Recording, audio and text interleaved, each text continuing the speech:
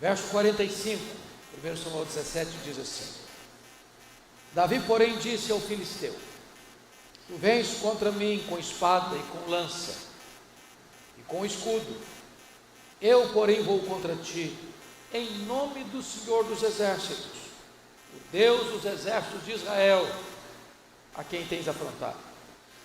Hoje mesmo o Senhor te entregará nas minhas mãos. Parte B do versículo. E toda a terra saberá que há Deus em Israel. Saberá toda esta multidão que o Senhor salva, não com espada nem com lança, porque do Senhor é a guerra, e Ele vos entregará nas nossas mãos. Amém. Eu quero dizer algo para você hoje, nesta manhã. Os gigantes ainda existem, e eles são muitos, e eles são atrevidos, e eles teimam em se colocar no nosso caminho para nos assustar. Gigante é tudo aquilo que parece ser maior que você, é tudo aquilo que intimida você. Há gigantes fora de nós e há gigantes dentro de nós. Há gigantes que nós os criamos no laboratório do próprio medo, e eles se levantam como fantasmas para nos assustar. Um gigante pode ser uma pessoa, uma circunstância, um sentimento, uma doença, um vício, um trauma de infância, um problema que surgiu e você não sabe resolver. Porém, Deus não nos chamou para medir a altura dos gigantes. Deus não nos chamou para ter medo dos gigantes. Deus não nos chamou para fugir dos gigantes. Deus nos chamou para vencê-los. Eu não sei quais são os seus gigantes, mas hoje Deus trouxe você aqui para tratar do seu coração, para restaurar sua alma. Thomas Alva Edison, um dos maiores cientistas, disse certa feita que as nossas vitórias são construídas de 10% de inspiração e 90% de transpiração. Você não vence gigantes de braços cruzados. É preciso você entrar em campo, lutar e vencer. Esse próprio cientista, diz os seus biógrafos, que quando ele foi levado à escola, a escola o devolveu à família. Não tinha todos os direitos garantidos que se tem hoje. E ele perguntou para sua mãe: mamãe, por que a escola está me devolvendo? Sua mãe lhe respondeu: é porque você é inteligente demais, meu filho. Seus coleguinhas não vão conseguir acompanhar o seu raciocínio. Fique tranquilo, eu vou investir em você. E de fato fez. E Thomas Alva Edison vem a se tornar o maior cientista de todos os tempos. Ninguém registrou mais patentes do que ele na história. Dentre as tantas invenções, é a lâmpada elétrica. E diz os seus biógrafos que ele fez em torno de 1000 tentativas até descobrir a lâmpada elétrica. E alguém se aproxima dele e pergunta: Thomas Alva Edison, você não se sente frustrado ou fracassado por tantas tentativas? Não, eu inventei a lâmpada elétrica. Eu quero dizer para você que os gigantes existem, mas eles podem ser derrotados, eles podem ser vencidos. Eu fico olhando, por exemplo, a história de John Milton, que ficou completamente cego aos 50 anos de idade. Depois de completamente cego, escreveu o grande clássico, O Paraíso Perdido. Venceu o gigante da cegueira. Eu fico olhando a história de Ludwig van Beethoven, um dos músicos de qualidades superlativas. A família tinha um problema genético e quando a sua mãe engravidou, O médico recomendou que ela não prosseguisse a gravidez. Ela permaneceu com a gravidez. E nasceu Ludwig van Beethoven. Ele enfrenta uma surdez progressiva. E aos 46 anos de idade, ele ficou completamente surdo. Parecia o fim da carreira de um músico. Mas depois de completamente surdo, ele compôs as suas melhores sinfonias, vencendo o gigante da surdez. Talvez a maior compositora evangélica de todos os tempos foi Fanny Crosby. Ninguém compôs tantas músicas quanto ela. Foram mais de 8.000 hinos. Essa mulher cantava de cor os seus hinos. Essa mulher sabia o Novo Testamento de cor. Essa mulher viveu 92 anos. Essa mulher ficou cega na 6ª semana de vida. Viveu toda a sua história na escuridão, mas jorrou luz para milhões e milhões de pessoas. E ainda hoje cantamos e somos consolados pelos seus hinos. Que segurança tem em Jesus, pois nele gozo paz, vida e luz. Quero estar ao pé da cruz, que tão rica fonte. Músicas de Fanny Crosby. Venceu o gigante da cegueira. Quais são os seus gigantes? Esse texto retrata para nós uma batalha, não com armas como temos hoje, mas o exército se formava e era uma luta corporal. De um lado, o exército de Israel, liderada por Saul e o seu comandante Abner. Do outro lado, o exército filisteu, os mais renhidos inimigos de Israel, só vencidos finalmente no reinado de Davi. E diz o texto bíblico que do lado do filisteu levanta um duelista. A Bíblia não o chama de gigante, mas pela sua descrição é um gigante. 2,90 metros, coberto todo o corpo de uma armadura pesada que pesava mais de 60 quilos. A ponta da lança pesava 6 quilos. Tinha um dardo no ombro e um escudeiro à sua frente. E esse duelista desafiou o exército de Israel, dizendo: não é preciso lutar, dê-me um homem para lutar comigo. Se ele me vencer, nós serviremos a vocês. Se eu vencer, vocês nos servirão. E diz a Bíblia, durante 40 dias, 2 vezes por dia, esse duelista, guerreiro, experiente, desafiou, humilhou, ultrajou o exército de Israel. E eles fugiam com as pernas bambas de medo. É nesse interregno da fuga que chega Davi para levar um lanche, uns queijos e uns pães para os seus irmãos e para o comandante. Ele chega na hora da debandada geral. Ele quer saber o que está acontecendo.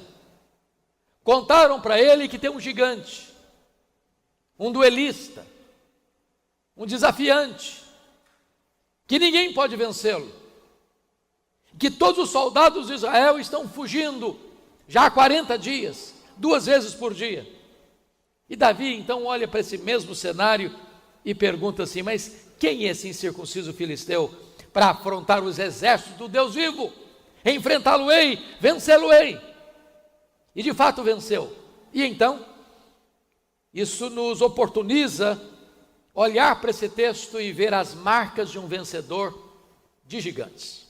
Com a Bíblia aberta comigo no texto, vamos ver quais são essas marcas de um vencedor de gigantes. Em primeiro lugar, confira comigo o versículo 24. Todos os israelitas, vendo aquele homem, fugiam de diante dele e temiam grandemente, e diziam uns aos outros: viste aquele homem que subiu? Pois subiu para afrontar a Israel. Primeira marca de um vencedor de gigantes, meus irmãos, é que ele não escuta a voz dos pessimistas. Os pessimistas estão espalhados como cogumelo, estão por todo lado. Eles vão dizer para você: enfrentar um gigante é uma loucura. É melhor fugir. Os gigantes não caem. Quem nunca enfrentou um gigante, quem nunca venceu um gigante, vai dizer para você que lutar contra um gigante é loucura. Se você escutar os pessimistas, você foge também. Se você permitir que instilem medo no seu coração, você também vai recuar. Os vencedores não recuam. Os vencedores não se intimidam. Os vencedores não olham para a grandeza do gigante, mas para a supremacia do Deus que nos acompanha. Tire os seus olhos das circunstâncias. Põe os seus olhos em Deus e os gigantes cairão. Eu fico olhando a história de Israel, quando diz a Bíblia que 12 espias foram enviados à terra para espiar a terra, e 12 representantes das tribos, e eles eram príncipes, e eles olharam a terra, e eles constataram que a terra era boa, e eles trouxeram frutos dessa terra, mostrando que ela era excelente, mas 10 dos 12 disseram: a terra é boa, mas não é para nós. Lá tem cidades fortificadas, lá tem guerreiros, lá tem valentes, lá tem gigantes. Aos olhos daqueles gigantes, nós somos como gafanhotos. Fizeram a introspecção e disseram: aos nossos próprios olhos, somos gafanhotos. E diz a Escritura que eles deram esse relatório pessimista. E em virtude desse relatório pessimista, toda aquela geração morreu no deserto. Saíram cerca de 2 milhões de pessoas do Egito, 600 mil homens, fora mulheres e crianças. De toda essa multidão, só os 2 espias que acreditaram em Deus, se o Senhor se agradar de nós, nós podemos vencer esses gigantes. Só Josué e Caleb entraram na terra. O pessimismo traz derrota, traz fracasso. Eles eram príncipes, menos do que homens, insetos, gafanhotos. Não escute a voz dos pessimistas. Não dê ouvidos àqueles que falam para você: você não vai conseguir, não vai dar certo, não adianta. Muitos já tentaram, outros já investiram, outros já lutaram. É melhor fugir também. Não escute a voz dos pessimistas se você quer vencer os seus gigantes. Segunda característica de um vencedor de gigantes, confira comigo, versos 14 a 16. Davi era o mais moço, só os 3 maiores seguiram Saul. Davi, porém, ia a Saul e voltava para apacentar as ovelhas de seu pai em Belém. Chegava-se, pois, o filisteu pela manhã e à tarde, e apresentou-se por 40 dias. Segundo lugar, um vencedor de gigantes é aquele que não olha para as dificuldades do passado, mas para as oportunidades do hoje. Vamos entender isso aqui. Quando Abner foi na casa de Jessé para convocar alguns de seus filhos para a guerra, para serem soldados de Israel, diz o texto que só os 3 irmãos mais velhos foram convocados. Davi nem lembrado foi. Talvez era muito jovem, talvez nem em casa estava lá nos desertos de Belém, cuidando das ovelhas. Talvez Abner pensou: ele não tem cancha, ele não tem idade, ele não tem talento, ele não tem performance, ele não tem preparo. Mas o único homem que teve coragem de enfrentar o gigante em toda a nação, nem lembrado foi. Meus irmãos, eu conheço tanta gente que passa pela vida murmurando, reclamando: coitado de mim, eu não tive chance, não nasci num berço de ouro, não estudei numa boa escola, não consegui fazer uma faculdade, não tive tantas oportunidades, e ficam olhando pelas lentes do retrovisor, lamentando as dificuldades do passado. Me permita dizer isso: a maioria dos vencedores não nasceram em berço de ouro. E em vez de você ficar lamentando as dificuldades que você teve ontem, comece a olhar para as oportunidades que Deus coloca diante de você hoje. Você não vive no passado, você não mora no passado. Então olhe agora, porque Deus está abrindo portas para você hoje.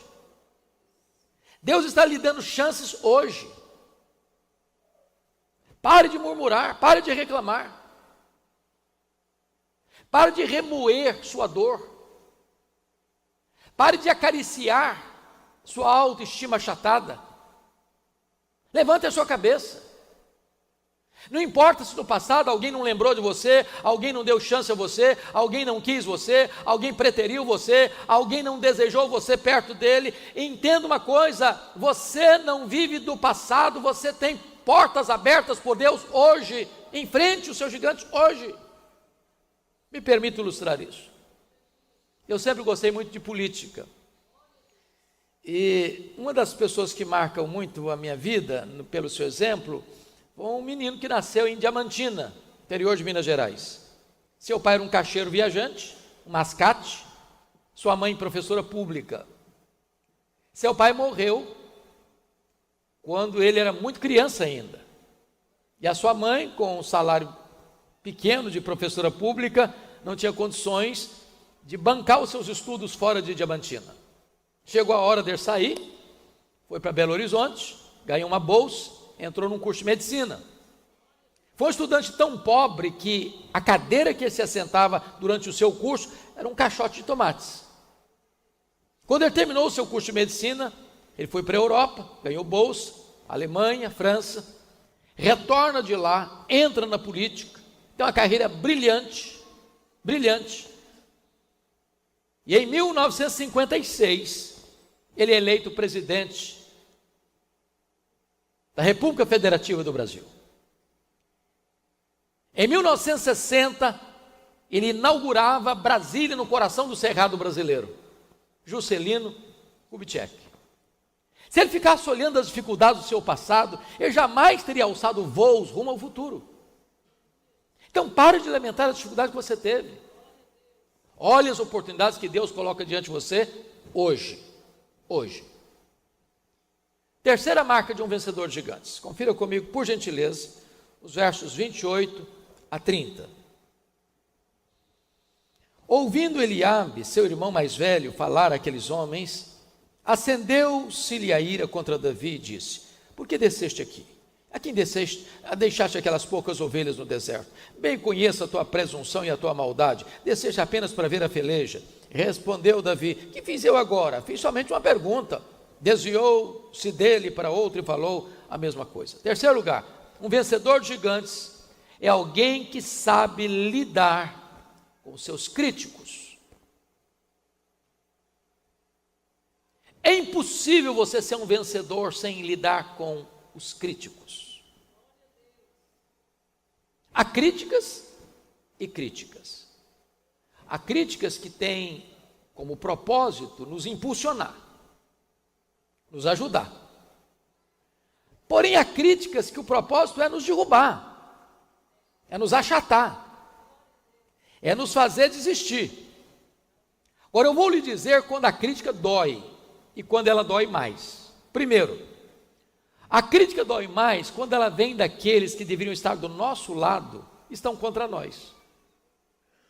O maior crítico de Davi aqui é o seu irmão mais velho, Eliabe. Sangue de Davi, carne de Davi. Isso aqui é fogo amigo. Isso aqui é fazer gol contra. Isso aqui é torcer para dar errado. O maior crítico de Davi devia estar do lado dele e não contra ele. Esse tipo de crítica dói. Quando uma pessoa critica você e você não tem intimidade com ela, isso não machuca você não. Uma pessoa fala um palavrão para você no trânsito, você fica irritado 30 segundos. Dobrou a esquina, não lembra mais. Não sabe quem é a pessoa, de onde ela vem, para onde ela vai. Acabou. Mas quem convive com você, quem é membro da sua própria família e critica você, bom, isso aí dói. Segundo, sabe quando a crítica dói mais? É quando ela vem daqueles que nos conhecem há muito tempo. O Eliabe era o irmão mais velho, Davi era o caçula. Eles eram 8 irmãos. Em outras palavras, o Eliabe conhecia Davi, viu Davi crescer, conhecia o caráter de Davi, mas ele critica Davi a si mesmo. Deixa eu dizer algo muito solene para você.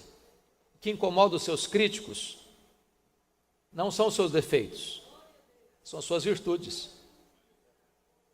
O crítico não suporta a ideia de você vencer. O crítico não tolera o seu sucesso. Então ele critica você. Terceiro, sabe quando a crítica dói mais? Quando ela é contínua. Olha a pergunta do Davi ao seu irmão no verso 29. O que fiz eu agora? Só fiz uma pergunta. O que está por trás aqui? O que ele está dizendo é o seguinte: ô meu irmão, até quando você vai ficar no meu pé? Quando é que você vai me deixar em paz? Quando é que você vai parar de me criticar? Vocês já perceberam que algumas pessoas parecem que têm um ministério? O ministério da crítica. Você pode fazer tudo certinho, não vem um elogio. Primeira coisa que ele não gostou, vem a crítica. É aquele gotejamento, todo dia, todo dia, todo dia, todo dia. Se você não tomar cuidado, você adoece. Quarto lugar, sabe quando a crítica dói mais? A crítica dói mais quando ela vem envelopada em destempero emocional. Olha o versículo 28. Acendeu-se a ira de Eliabe contra Davi. Mas o que Davi fez para Eliabe estar irado? Não tem nada contra ele. Mas por que ele está irado? Ele está irado porque ele, bem como os outros soldados de Israel, há 40 dias, 80 vezes, está fugindo do gigante. Na cabeça do Eliabe, vai que Davi consegue vencer esse gigante. E os louros da vitória vão para o seu irmão, e não para ele. A psicologia humana prova que você e eu temos mais facilidade de chorar com os que choram do que nos alegrarmos com os que se alegram. Eliabe não suportava a ideia de Davi ser honrado e ele não, por isso ele está irado. Mas em quinto lugar, sabe quando a crítica dói mais? A crítica dói mais quando o crítico tem a síndrome de Deus. Olha a declaração de Eliabe no verso 22 para Davi: bem conheço a tua presunção e a tua maldade, vieste apenas para ver bisbilhotar a peleja. Ele está fazendo um juízo de valor de foro íntimo. Conheça a tua presunção e a tua maldade. Só Deus conhece esse negócio aí. Isso é foro íntimo. É foro íntimo. Mas o crítico, ele não julga só as suas palavras, ele não critica apenas as suas ações, ele critica também os seus sentimentos, suas motivações.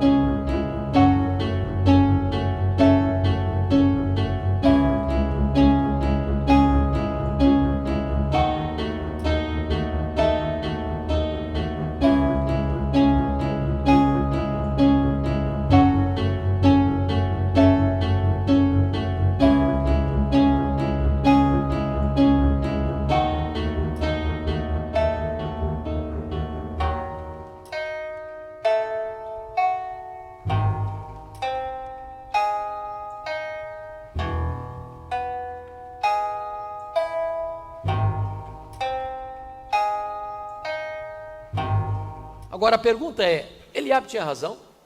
Será que Davi estava ali porque ele era presunçoso, orgulhoso mesmo? Vamos ver o contexto? Se você olhar o capítulo 16, o capítulo anterior, o profeta Samuel foi enviado à casa de Jessé para ungir um dos seus filhos como rei de Israel. Aí diz a Bíblia que ele chega, primeiro que ele encontra pela frente é o Eliabe, o filho mais velho, capa de revista, bonitão. Cara, pelo físico, já estava aprovado. Aí Deus, vai devagar, profeta, vai devagar. O profeta diz, está aí o ungido do Senhor. Vai devagar, isso é um guarda-roupa, só tem tamanho. No peito dele bate um coração covarde. Nesse não. Passaram-se todos os filhos de Jessé diante do profeta, não é esse, não é esse, não é esse, também não é esse aqui também não é, esse aqui também não é. Acabaram os filhos. Não tem mais ninguém? Tem o caçula, mas o caçula está lá cuidando das ovelhas, lá em Belém, no deserto. E o profeta diz, pois mande-o chamar, porque nós não nos assentaremos à mesa enquanto ele não chegar. Aí chega o Davi esbaforido, cheirando ovelha. E Deus diz para o profeta, esse aí, pode entornar o azeite na cabeça dele, esse aí. E eu fico imaginando o Eliabe olhando para isso, mas não é possível que esse menino, esse pirralho, desculpa da expressão, vai passar à nossa frente, furou a fila, não é possível.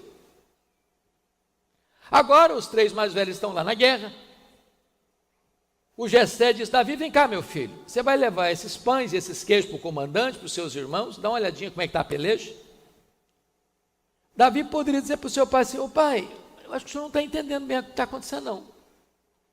O senhor não sabe o que aconteceu aqui em casa não? O senhor não sabe que eu fui ungido rei de Israel não? O meu pai, eu sinto muito, mas eu não vou fazer esse papel de office boy não. Agora eu tenho um nome a zelar, agora eu tenho uma reputação a zelar. Se eu chego lá com esse monte de queijo e pão, vai ser muito ruim para a minha imagem. Eu tenho que preservar a minha imagem agora. Portanto, quando Davi vai, ele não é presunçoso, ele é humilde, muito humilde. Mas o crítico é capaz de ver uma virtude sua e transformar uma virtude em defeito. O crítico não tem coragem de enfrentar a si mesmo, então ele transfere os defeitos dele para você e critica em você o que enfrentar nele mesmo.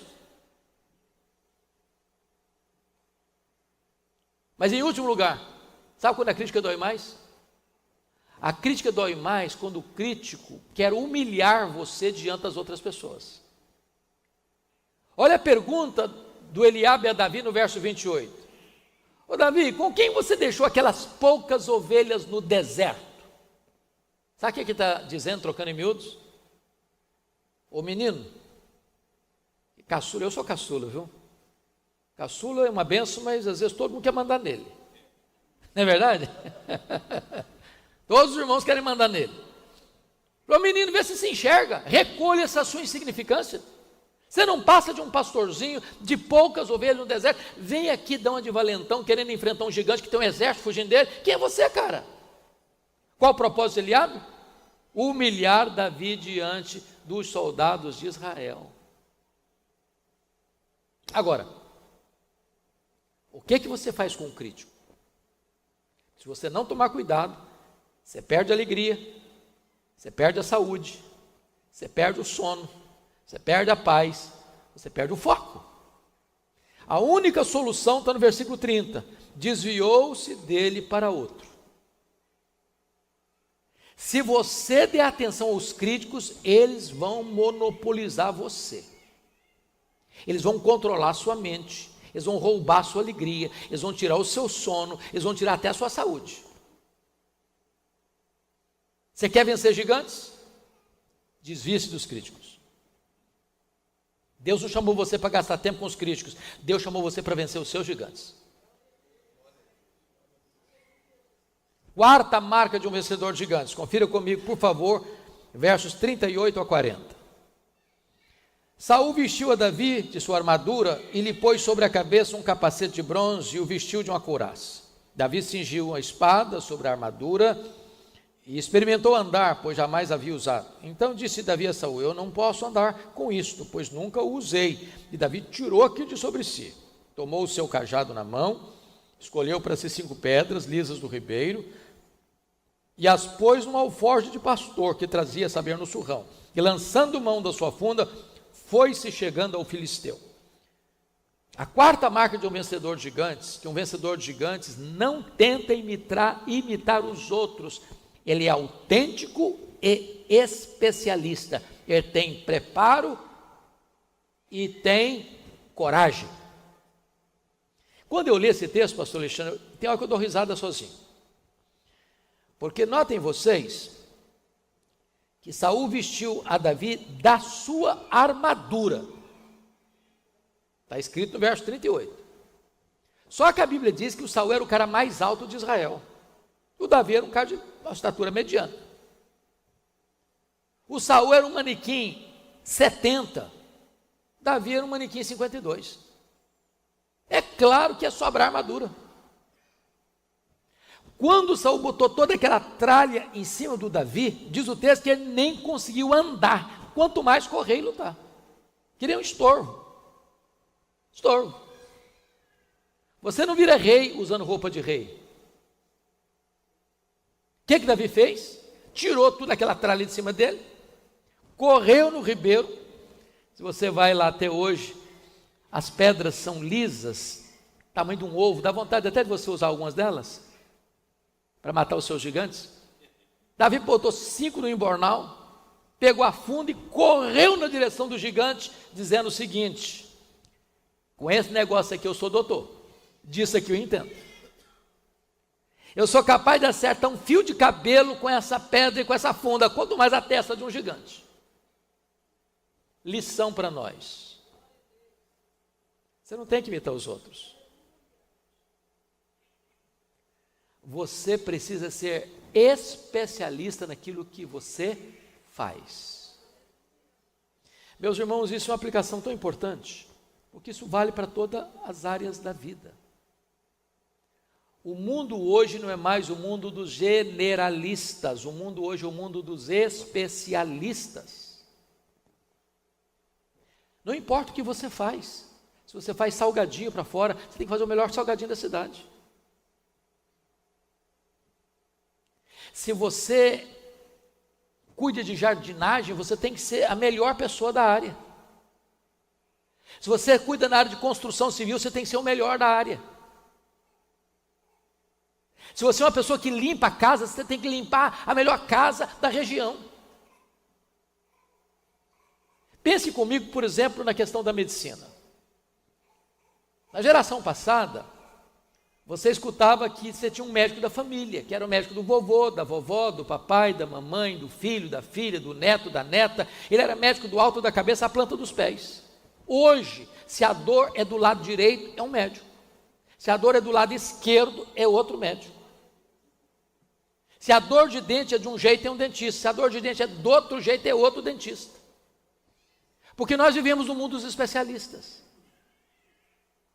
Você precisa se esmerar naquilo que Deus chamou você para fazer. Agora, vamos fazer outra aplicação. Você é crente? Então não seja crente meia boca, não. Seja crente de verdade. Não seja crente Raimundo, com um pé na igreja e outro no mundo. É preciso que você se entregue de verdade para ser um crente cheio do Espírito Santo. Uma pessoa valorosa nas mãos de Deus, um instrumento poderoso nas mãos de Deus. Seja especialista naquilo que Deus chamou você para fazer. Quinta marca de um vencedor de gigantes. É o texto que nós lemos, 45 a 47, eu não vou ler agora. Só apenas vou citar o princípio. Um vencedor de gigantes é aquele que, apesar de ter preparo e coragem, entendamos isso. Coragem, preparo sem coragem é covardia. Mas coragem sem preparo é loucura. Davi não foi inconsequente, não. Com aquela funda na mão e com 5 pedras, ele tem convicção de que pode enfrentar o gigante. Só que o vencedor, irmãos, ele olha a mesma situação, a mesma crise com outros olhos. Você percebe que tem uma nação inteira olhando para o problema. Esse problema não se resolve, esse problema não se resolve, esse problema não tem jeito, aqui não tem jeito, aqui não tem jeito. Todo mundo já tentou, já desistiu, já fugiu, já correu, já se acovardou. É preciso olhar com outros olhos, por outro ângulo, com outra perspectiva. A crise é o laboratório onde Deus levanta os maiores líderes da história. Quando ninguém vê uma solução, aquele que crê em Deus, que confia em Deus, que olha com os óculos da fé, vai entender que tem uma saída. Não é a saída convencional, que todo mundo está olhando e não vendo perspectiva. É quando você olha com outras lentes. Agora, o princípio aqui é esse. Apesar do seu preparo e da sua coragem, você precisa entender uma coisa: quem dá a vitória é Deus. A vitória não vem da sua força, não vem da sua destreza, não vem do seu poder, não vem da sua saúde, não vem da sua inteligência, não vem do seu dinheiro, não vem dos seus estratagemas. A vitória vem de Deus. Davi disse isso: você vem contra mim com espada, com escudo, com lança, mas eu vou contra você em nome do Senhor dos Exércitos. E toda a nação vai saber que Deus salva não com espada, não com escudo, porque do Senhor é a guerra. É Deus quem dá a vitória, irmãos. Não tem espaço para a exaltação do homem, não tem espaço para a promoção do homem, não tem espaço para o homem estar debaixo dos holofotes da fama. A glória de Deus, porque tudo vem de Deus, porque tudo vem dele, tudo é por meio dele, tudo é para ele. Não a nós, Senhor, não a nós, mas ao teu nome da glória. Sexto princípio. Olha comigo, por gentileza, o verso 52. Então os homens de Israel e Judá,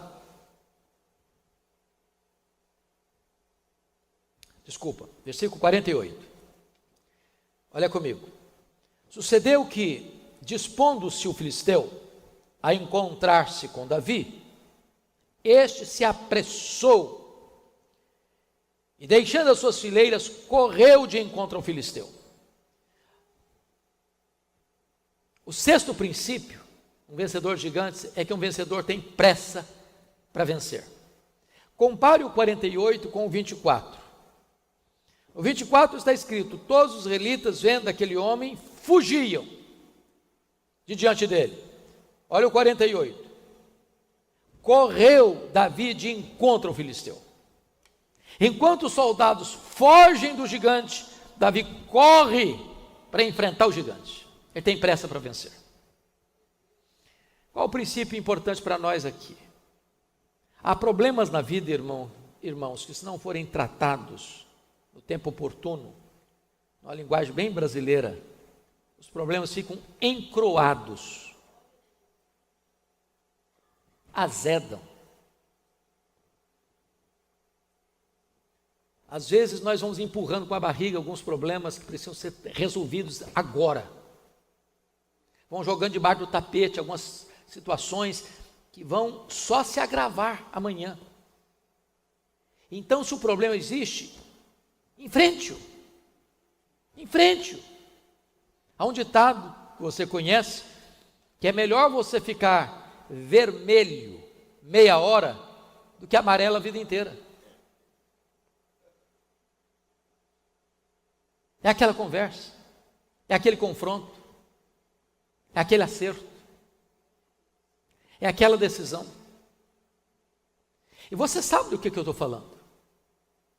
Cada um de nós tem coisas que precisam ser resolvidas agora. Não deixa passar o tempo mais não. Agarra o seu gigante pelo pescoço. Tenha pressa para vencer. Diz a Bíblia que Davi corre na direção de Golias, e Golias vem vociferando, Golias vem ultrajando, vem blasfemando, vem insultando, e Davi corre na direção dele, e não precisa nem 5 pedras não, basta a primeira, e Davi crava a pedra na testa do gigante, ele cai. Davi sobe em cima dele, pega a sua própria espada e decepa a sua cabeça. aquilo que ninguém via possibilidade, se historificou. Porque Davi não olhou para a sua destreza, nem para a sua coragem, ele olhou para Deus e disse: do Senhor é a guerra, e hoje mesmo o Senhor te entregará nas minhas mãos.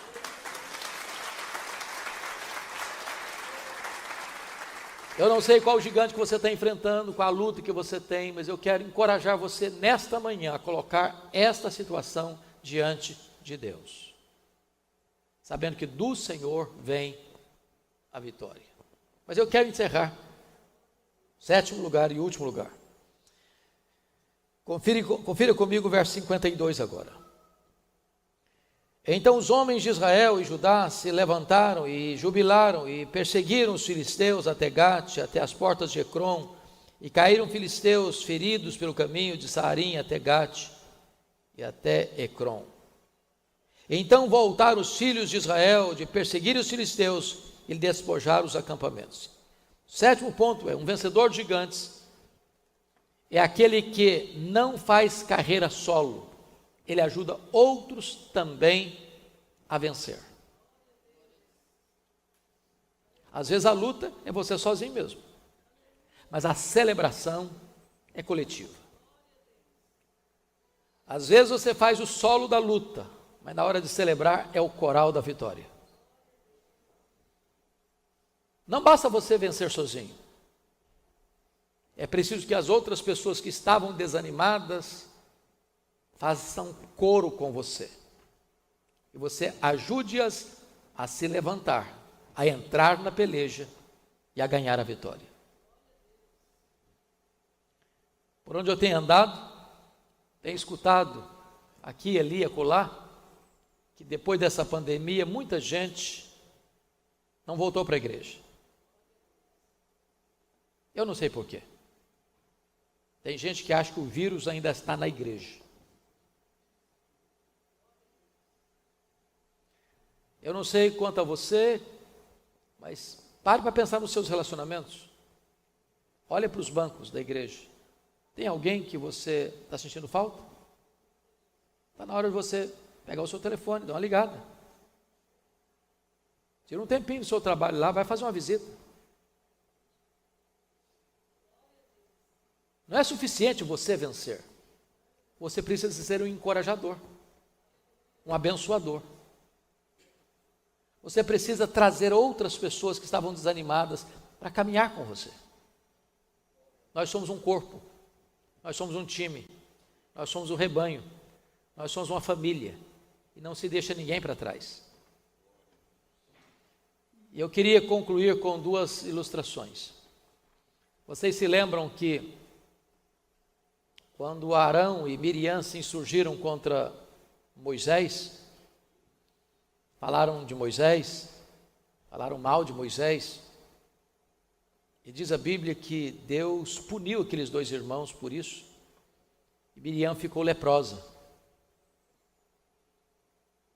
E então Arão e Miriam, que estavam criticando o Moisés, agora pediram a Moisés: ô Moisés, ora pela Miriam, ela está leprosa. E diz a Bíblia que Moisés orou pela sua irmã, e Deus disse: eu vou curá-la, mas ela vai ficar 7 dias fora do arraial. Diz a Escritura que o povo não partiu dali, deixando Miriam para trás, mas esperaram a quarentena dela. Deixa eu dizer uma coisa para você: não adianta você partir e deixar os feridos para trás. Está na hora de você entender: fulano, beltrano, ciclano faz parte da nossa igreja, é do nosso rebanho, da nossa família. Vamos atrás dele, vamos esperar por ele.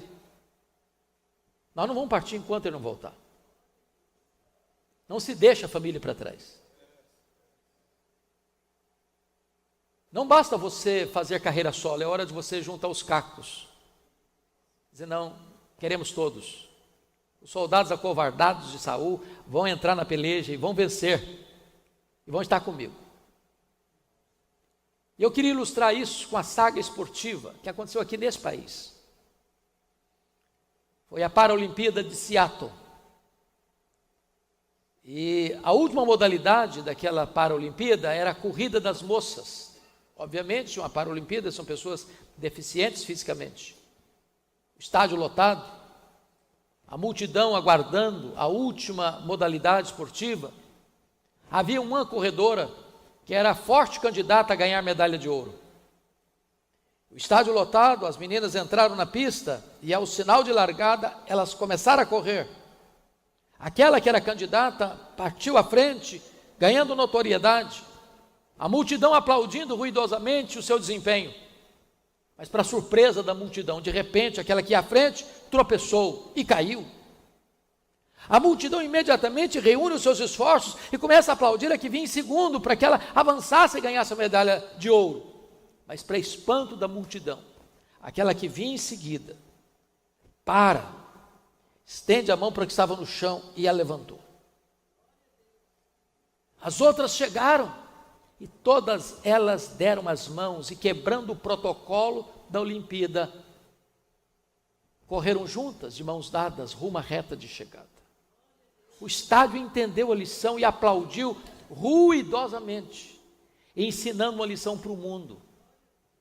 As vitórias mais doces e mais importantes da nossa vida são aquelas que nós as compartilhamos com outras pessoas. Não basta só vencer, é preciso encorajar outros também a vencer. Mas, irmãos, os nossos olhos hoje não estão postos em Davi. Davi foi vencedor em muitas lutas, mas sofreu vergonhosas e acachapantes derrotas também. O campeão invicto de todas as batalhas não é Davi, filho de Jessé. O vitorioso de todas as lutas é o filho de Davi, é o Rei da Glória, é o Messias prometido, é o nosso glorioso Salvador Jesus. Ele venceu na cruz, e ele derrotou o diabo, ele derrotou o pecado, ele derrotou a morte, e ele voltou vitoriosamente para o céu. Ele está lá no céu à destra de Deus, e ele é o seu intercessor, e ele é o seu advogado justo, ele é o seu grande sumo sacerdote, e ele é aquele que derrama o Espírito Santo para fortalecer você para a batalha, e ele é aquele que vai voltar para buscar a sua igreja. É a ele que nós rendemos a honra, a glória e o louvor nesta manhã. Aleluia. Amém.